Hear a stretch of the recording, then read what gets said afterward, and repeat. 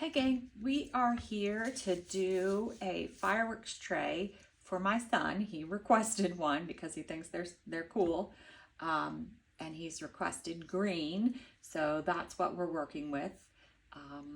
I already poured the resin into my tray because I am using a 1-to-1 fast cure resin, JDiction, and it's a little bit cooler in my room, and so I was worried about bubbles. So I poured it into the tray already. I have 2 ounces of clear in a cup, and I'm going to mix my white now using Cast and Craft. Since it is 2 ounces, I'm going to use probably 3 drops, if I can get it to come out in drops. My bottle's broken.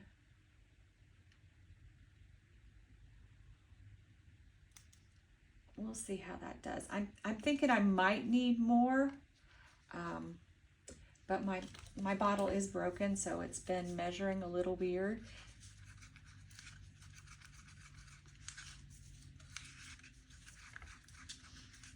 So along with the drops or measurements like that, I take a look at it and see, okay, how does that look? And this actually, I think, debating right now, actually, I think this is fine. I think we're going to go with this. I'm debating whether to put one more drop in, but I also wanted to add some mica powder to it, and that's going to make it heavier. So I'm going to opt to not put any more drops in it. All right.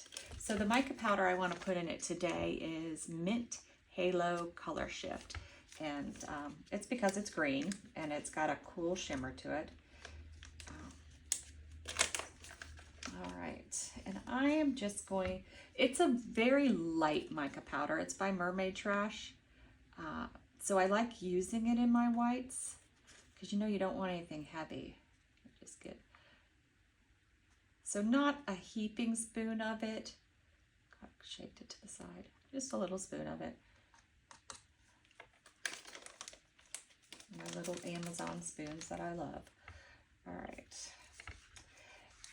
Now I'm thinking I want to back it in green, so I keep thinking about, okay, well, what colors do I want that will pop or that will still show up pretty good? So I'm still sitting here going, what colors do I want? Also, since this is a 1-to-1 resin, I'm not letting 1-to-1 fast cure resin. It's already pretty thick, so I'm not letting it get as warm as I usually would. So we're only at 30 degrees Celsius right there. All right, now I'm going to play the game of changing my mind about, I have some alcohol inks here. All right, so I think what I'm going to do as my alcohol inks are a Pyxis Pearl, Ranger Flannel, and Ranger Evergreen. And I'm hoping the Evergreen is dark enough so that it shows the color but also shows through the backing, because I'm also toying with Monsoon, or actually this is Meadow. Grabbed a different one. You know what? Let's go ahead and do all of these. Let's overload on the green and we'll see how it comes out. I may have to change my backing color if it's too dark, but we'll see. All right, so I have a piping bag ready to go too. Let's go ahead and drop our alcohol inks. So I think I'm going to start. I'm going to shake that enough. With the pearl, it's got all the stuff in the bottom, so you want to make sure you really shake it up.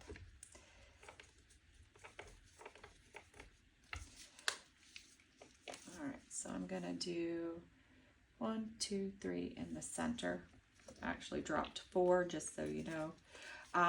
The resin is really thick, so it may not move a bunch. I may have to move it around myself.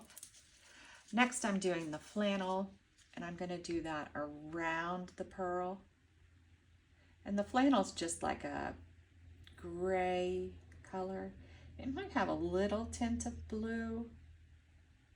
I'm also doing the dots closer together because it's not going to move much because of the thickness of the resin. I have another set for Decorum from Amazon, which has more alcohol in the inks, and I could have used that. But I was looking specifically to do some different types of greens. So that's why I decided to go with Ranger. They really do have a great selection of colors. Every time they come out with a new color, I'm like, oh, I need that. And see, they're not moving very much. You can tell the resin's thick by the way they're feathering. I was hoping to get one more row before I went to the petals. I had to put it awful close, but that's okay.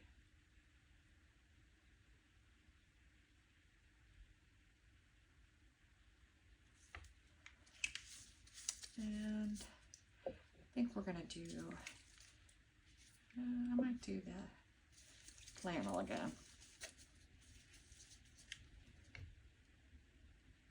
It's harder with the darker inks to see where you're putting all your drops for your fireworks. So that's tricky. I don't like to use too many darks. All right. Then I think I'm going to go back to the pearl. Put a couple drops at the end of the petal.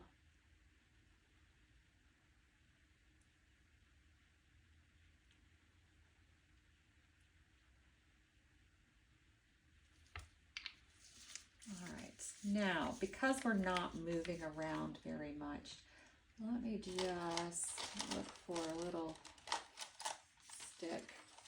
I want to go ahead and do a little swirling to move the colors around.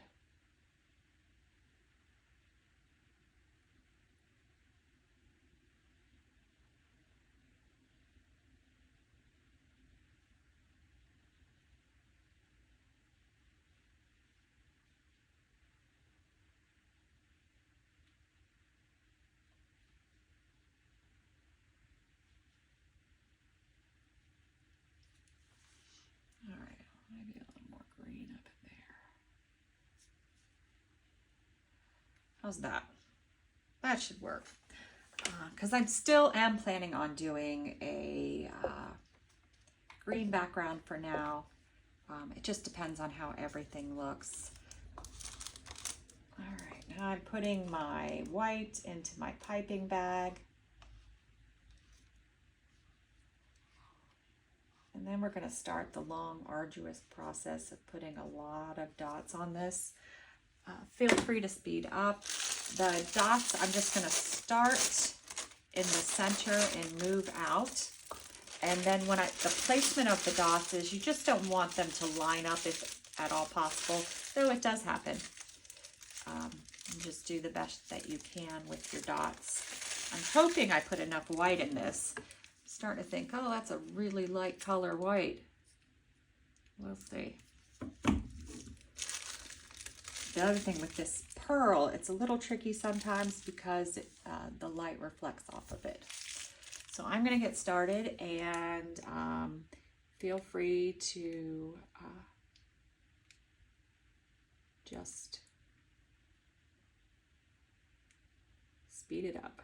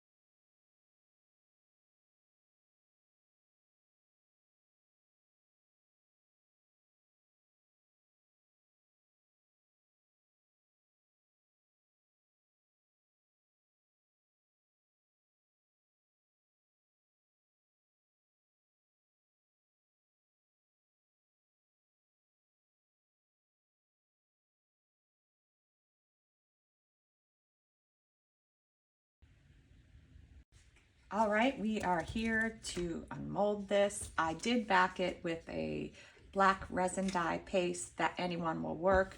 And I also added a little bit of this Marbler's, what is it called? I don't even know. Silver Pearl. Very pretty. Just a little bit to give it some shimmer. I debated backing it with green, but I didn't want to fool with the design. So let's see how it came out.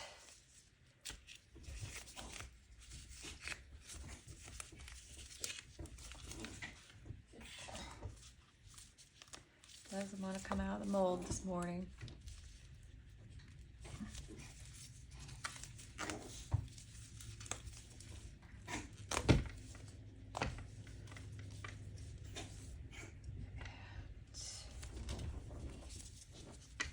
Oh wow, that came out really pretty. Look at that. Very nice. The petals look almost 3D.